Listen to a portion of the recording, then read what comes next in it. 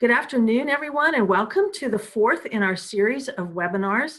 My name is Carolyn Gahn. I'm the KAFP Executive Vice President.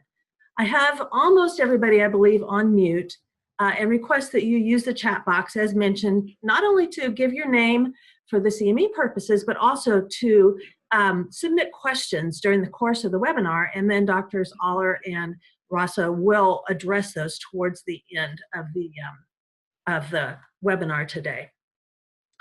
So Dr. Melissa Rosso is going to start us off. I have known Melissa since she was in medical school. I think she may have the distinguished characteristic of having been the medical student who submitted the most poster presentations during her time at KU in Kansas City.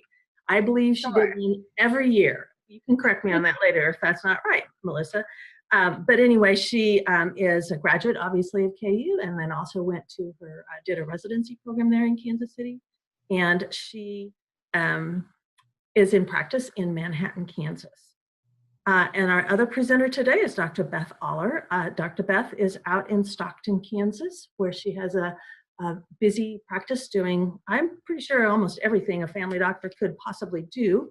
I've known Beth since she was a student as well and through her residency years. So it's a pleasure to welcome everybody and to especially have these two wonderful local speakers. And our topic today is Prevent Burnout and Build Resilience in Practice, 2 Kansas case studies.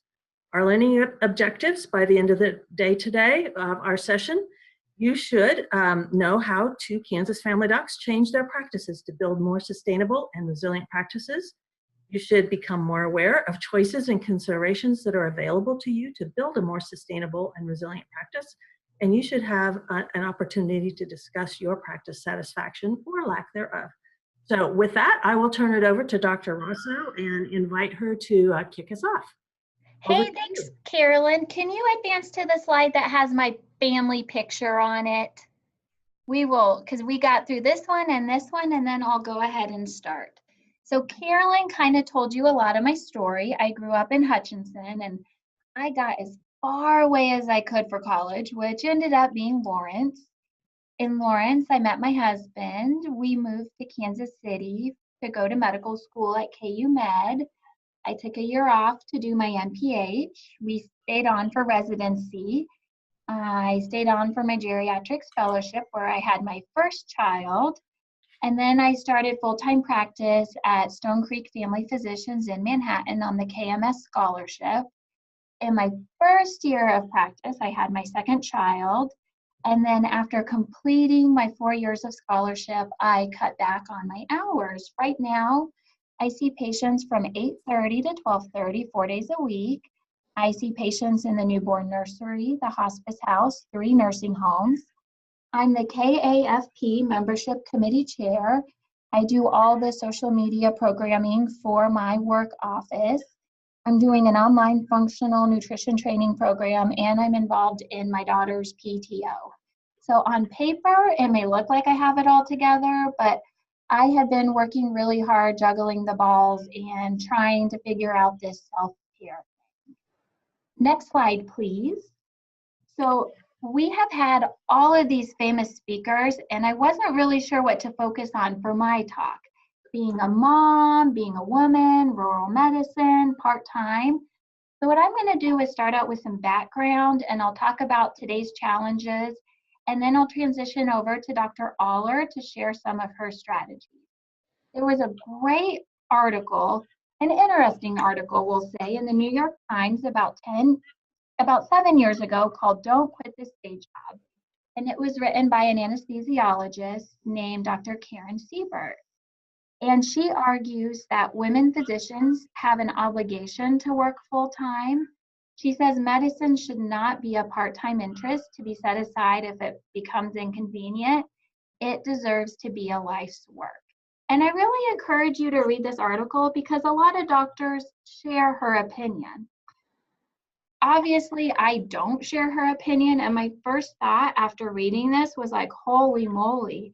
You know, instead of pushing for more workplace flexibility so that all of us mama docs can try to have some life balance, she's trying to push us out of the field altogether. And like me, not everyone agrees. Today, an increasing number of doctors, mostly women, decide to work part-time. Since 2005, the part-time physician workforce has expanded by 62%, and nearly 4 in 10 lady docs under age 45 work part-time. So is medicine a career or is medicine a calling? You're going to find people who feel very strongly on both sides of this issue. Medicine as a calling is so deeply rooted in our physician culture, it's really difficult to forge a different path. Next slide, please. So I came up with the list of 7 things in defense of being part-time. Number 1, quality of care is starting to trump productivity as we move towards more different payment models and different incentives. And also, research has shown that part-time physicians are associated with higher quality performance than physicians who work longer hours and who are more burnt out. Number 2, you don't have to do it alone. You know, when critical medical decisions need to be made, your patients are going to want a fully qualified doctor leading the team. But so much of medicine involves routine and preventive care, and this can be provided by a team, including nurses, physician assistants, and other ancillary providers. Number 3, there's a big caregiving inequality, which I'll go into more on the next slide. But the reality is that in our current society, women are disproportionately tasked with caregiving responsibilities across the whole lifespan, from childcare to elder care. Number 4, part-time, I learned this, it really isn't half-time.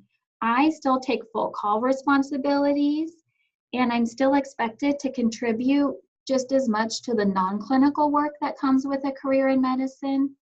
So CME, credentialing, board exams, office meetings, and committee work really remain the same. Number 5, the lifestyle impact of going part-time was profound. You know, this was the first time since college that I could fully relax and just breathe. I had time to do things that are important to me and not just in that rushed, hurry through it way I had been doing. I've had time freed up to perfect several lost arts. I've gone on walks, I've read books, I've gotten to go on my kids' school field trips. I've been able to sleep for 8 hours uninterrupted. I've had wine on my front porch. I've done yoga. I've even had time to take a deep breath, which is pretty amazing. Number 6, part-time works allowed me to be a more full person and a role model to my daughter. There's this fabulous book by Chimamanda Ngozi Adichie, which is a very hard word to spit out, but she wrote a book called A Feminist Manifesto and 15 Suggestions. And in this book, she quoted the pioneering American journalist Marlene Sanders, who was the first woman to report from Vietnam during the war and also happened to be a mother. And she says, never apologize for working. You love what you do, and loving what you do is a great gift to give your child. The confidence and self-fulfillment that I get from being a doctor and helping my patients is then mirrored and shown to my children when I get home. Number 7, when I was working full-time and going through burnout, I felt like I could never recharge. It didn't matter if I had a week off to go to Colorado or a long weekend. It just wasn't enough. And that was a horrible feeling, but even worse, it was self-inflicted. As a resident, you kind of just push through because you know that there's an end goal. But then when you get in practice, you signed up for the job and you signed the contract, and it is a lot harder to accept that this is how it has to be. So next slide, Karen, we're going to go back to caregiving and Carolyn, I'm sorry. We're going to go back to the caregiving inequality. So frequently, working mothers get asked about how to do it all. But interesting, no one's ever asked my husband how he does it all. He works, mows the yard, parents, takes out the trash, and nobody bats an eye. So this brings us to a popular working mom manifesto called Lean In. And the author, Sheryl Sandberg, writes, "We stand on the shoulders of the women who came before us. Women had to fight for the rights that we now take for granted. Elizabeth Blackwell was the first woman to graduate from medical school here in the United States back in 1849. But the women I'm thinking of are my partners, Dr. Deb Dobeck and Dr. Jackie Lambert. These are women who've made it through medical school, raised a family, while being community leaders, maintaining their compassion and their sense of humor." So back to the book. Sheryl offers several tips to the working mom, but here is my number one. Make your partner at home a real partner. Sandberg says that she's convinced we've made more progress in the workforce than we have in the home. Among heterosexual couples in which both partners work full-time, women do twice as much housework and 3 times as much childcare as their spouses.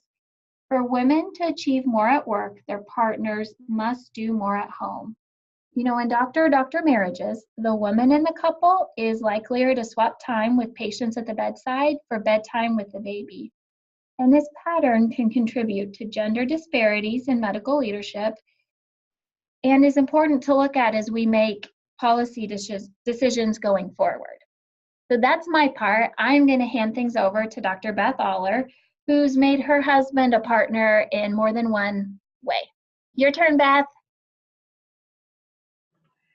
All right, hopefully I'm unmuted now. My name is Beth Oller, and I actually graduated from KU School of Nursing before KU School of Medicine. I practiced nursing in Lawrence, Kansas, and I plan to go on in the nursing field. I, however, had doctors I worked with who I greatly respected who encouraged me to pursue medicine. And as a nurse in the ER and in the ICU, I did time both places. I frequently saw what a lack of a medical home could lead to, which made me decide if I was going to go back and pursue a career in medicine, I knew that family medicine is what I would do. Thanks to my partner and mentor, Dr. Jen Brohl, and my rural health experiences my 2nd through 4th year, I decided I would practice rural medicine. I was from Joplin, Missouri, and didn't have any experience with anything rural, and would never, absolutely never have thought that rural medicine is where I would end up. I definitely never knew when I showed up for a rural health weekend in Plainville, my 2nd year of medical school, that it would end up being home. My husband and I met in medical school. We married at the end of residency and moved to Stockton to open our own practice. And running your own practice it's been a learning experience to say the least, but we have developed a thriving practice here and become the parents to 2 or 3 amazing little humans along the way. Will you advance to the next slide? Okay, so my experience with burnout came a lot earlier in my career than I ever would have anticipated. I think I would have seen it as something that happened to people 15 or 20 years into their career. 5 years into my practice, however, my husband and I found ourselves happily expecting twins with a 4-year-old at home. So we were 2 full-time physicians providing overnight call to cover the ER, as well as I was doing OB care and have a busy OB practice. I found myself loving my home life, but I had lost the joy in my practice. I still enjoyed many aspects, but I found myself overly frustrated much too often.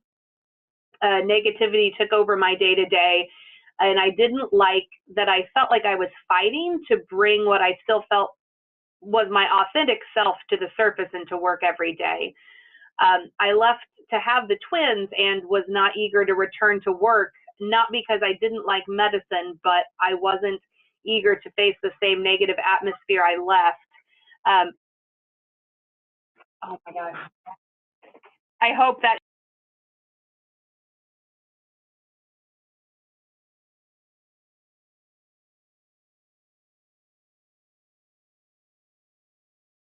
Dr. Oller, are you there?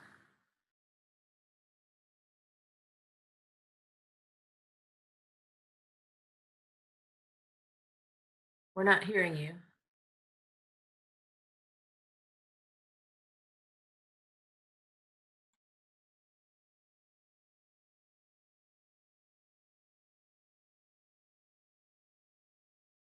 Is this working now on computer audio?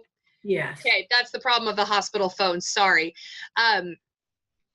So when I was coming back from having the twins, I wasn't eager to return to the same negative atmosphere I had left, especially coupled with the stress of twins.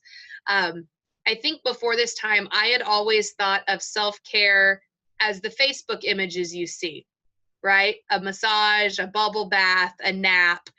I would think of being in the bathtub with a glass of wine and a book.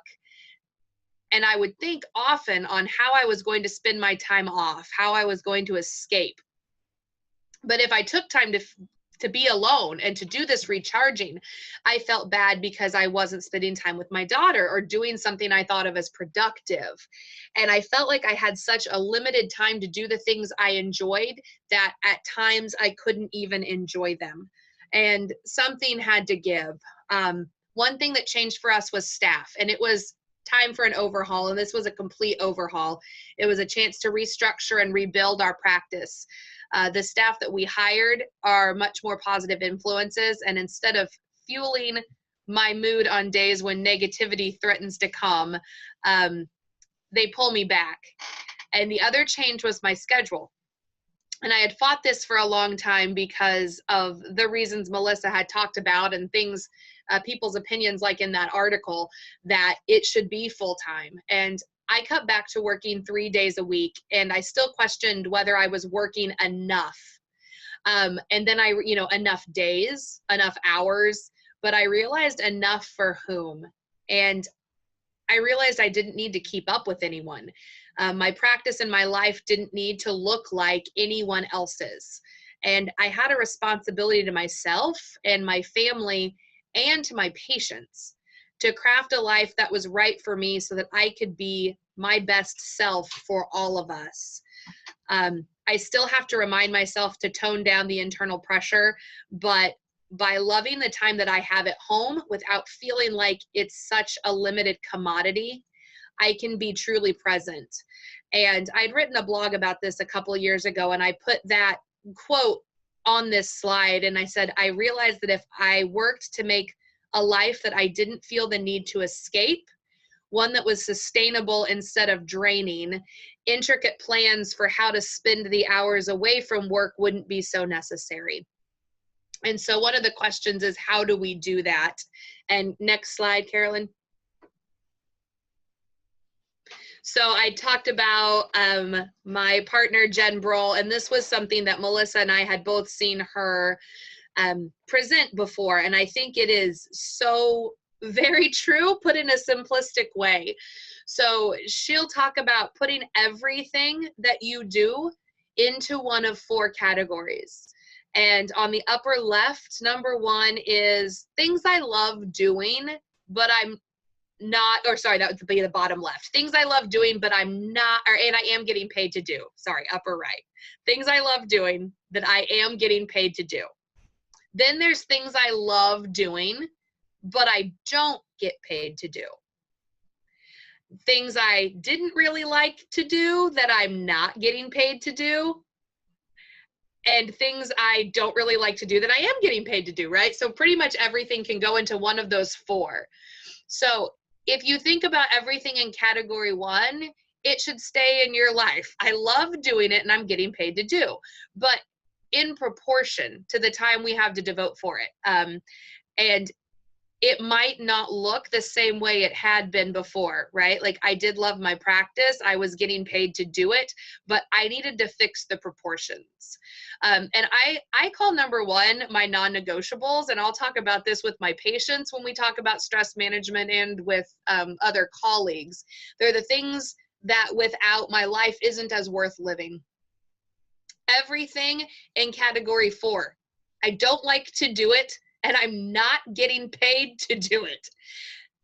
You can figure out how to let go of those and try to figure it out pretty quickly. And one of these things for Jen, and a similar thing for me as well, was cleaning my house, right? Like I was raised that this was something I should be able to do as a woman, as a person, as a professional. And that not taking care of every aspect of my home day to day was somehow a failure. Not true. And handing that over was awesome. The stuff in categories 2 and 3, I love doing it, but I'm not getting paid to do it. And I don't really like to do, but I am getting paid. You have to sort through those and make a decision. If it's that number 2, how much do you love it? Do you love it enough to volunteer your time? You're not getting paid. So is it something you love? Some of those things in category 2, maybe you can figure out how to negotiate to be category 1. I really do enjoy doing this, but to continue to do it, I am going to need to be paid some for it and move those up on the priority list. And if there are things 3, I don't really like to do it, but I'm getting paid. How much do you dislike it? How well are you getting paid? What's your value trade-off? And get rid of things in number 3 if they're not worth it enough to you. I realized too that, you know, a lot of the things once you put in these categories, it was things we'd never done before last year, like scheduling vacation time. We didn't know where we were going, but there was a week scheduled off 2 different times during the year because we were going to do something. And that's the thing. It doesn't matter what we were doing, but you'll always say, we'll do it, we'll do it, we'll do it. If you don't put it into your schedule, you don't end up doing it. And so those are the things we've done. And for me, when I negotiated things like call, and Mike now takes the inpatient call I'd taken before, I also had guilt surrounding that. Is this okay? Can I do this? Should I do this? But I have somebody in labor right now, for example. I don't know when I'll get home tonight. So I already have weekends and nights that I'm not home anyway. And so I have let that guilt go about not doing or being enough. Next slide. Scheduling. The key is not to prioritize what's on your schedule, but to schedule your priorities. And I think that's exactly what I said about, for example, scheduling out vacation. It doesn't matter if you know where you're going to go. Maybe you don't go anywhere far enough, but schedule those priorities. And whether that priority is making sure you schedule yourself out 2 afternoons a week so that you can go to your fitness class, you can go do yoga, you can make sure you get your kids from school a couple of nights a week, whatever that is. And so I say, find your non-negotiables and don't apologize for them. They don't have to look like anybody else's, and don't feel guilty about them. It's okay. That is what life balance means for you. And I think we wanted to have a few minutes left for questions that anyone would have. All right. Thank you so much, Dr. Melissa and Dr. Beth. I am actually just going to unmute everybody because I think we're a small enough group that we can do that. So I'm kind of going along my route here, unmuting as I go. And please, if you have a question, speak up and just say who you are and ask your question. So oh gosh, Tessa has a great question. How do you have staff phrase it to patients when you are off? For instance, I often hear my staff say the doctor is out during my administrative time, and then patients are upset to me in their next appointment. So when I was transitioning to part-time, I put signs up in all my exam rooms that said starting January 1st, Dr. Rosso will be seeing patients in the morning. And then I have a dedicated nurse practitioner, and not dedicated as in she only sees my patients, but she is one person that my patients can see in my off time. So they always have a go-to person, so they're not getting shuffled around. So it's knowing me and knowing my nurse practitioner, and always they will get to see one of the 2 of us. Does that kind of answer your question, Tessa? Sure. Really? I'm thinking like, it's important to have like time away. Like Amanda and I went to FMX conference, and we definitely paid for it the next week because we heard from patients like, oh yeah, you were on vacation, or I mean, patients are upset about it. So how do you, I guess, like, how do I get my staff to buy into, it's like, it's not like we're just on vacation. This is for our well-being or for our profession or whatever, because they'll just be like, the doctor's not here, and patients don't like that. So I don't know how. Then that definitely plays into my guilt when I'm in the room. And then I'm like, okay, next year I can't go to FMX then because patients are upset. I don't know. I haven't experienced that on my end. What about you, Beth? Any good advice? Well, I think I've definitely experienced it. Well, hi, Lynn. I don't know if my camera is working or not. I think I've experienced it. I think for most of my patients, what I have tried to work in with them, and I think what they know is they know me and they know I have a family and they know that they are a priority to me. And I think they've learned over my years of practice that I'm also not going to apologize about it. I will tell them, I'm really sorry you couldn't get a hold of me, but there's always somebody they can. And I'm sure, Tessa, it's the same for you. You know, there's someone in your office that will return their calls, that will talk to them, that they can get a hold of. And so to me, if it's an issue, it's their issue. And you shouldn't have to apologize for doing things that you need to do. You can explain it if you want to. Hey, I actually wasn't on vacation. I was doing continuing medical education so that I can be better and know more. But you don't have to, I don't think you need to feel like you have to explain it. Just say, you know, all of us need time away sometimes, and you're not leaving them with nobody to care for them. And I think my staff does a pretty good job about saying, like, they'll say things like, she's out today, or she's spending time with her family today, or she's out of town, you know. And I think, I don't think we need to feel guilty for it, though I get it. We do. And I think my staff says something more general. They'll say, like, Dr. Rosso's next appointment is this date and time. Would you like to see Lacey? She's Dr. Rosso's nurse practitioner. You can see her today. And they don't say that I'm gone. They just say I'm not available, which sometimes gives the assumption I just have a really busy schedule. I don't know if that makes a difference.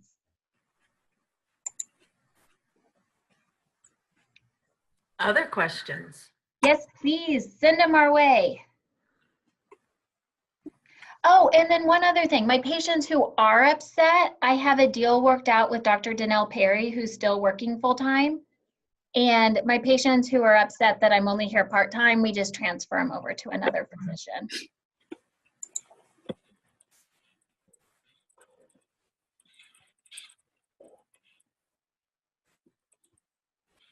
I guess it might be a little easier for us as well, because with 5 docs in our practice, well, I mean, we own our own practice, but in post-doc, and then especially Mike and I kind of work alternating days. So usually if they can't get in and see me, if they cannot see Mike, they can see one of our partners.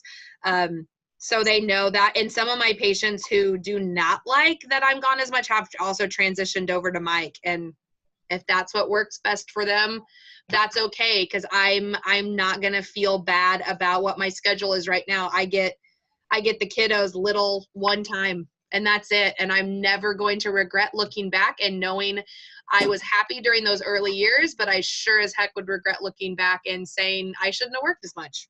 Mm-hmm. I think one of the hardest things was letting the guilt go. Because when I was working full-time, I had the guilt about not spending time with my family. But then when I was with my family, I had the guilt of not being with my patients. And then I just felt guilty all the time, and I wasn't happy and fulfilled in either setting. Right. And then going part-time, you had to just let the guilt go so you can enjoy the benefits that come with part-time. So the mindset, I think, was really tricky. Kind of like you've touched on, Beth.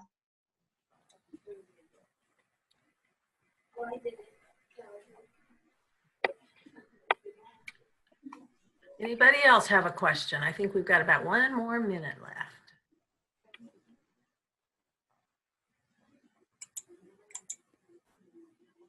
I hear crickets. Yeah. All right. I want to say thank you, a big thank you to our 2 presenters today who helped organize this, and to for sharing with us, and to all of you for participating.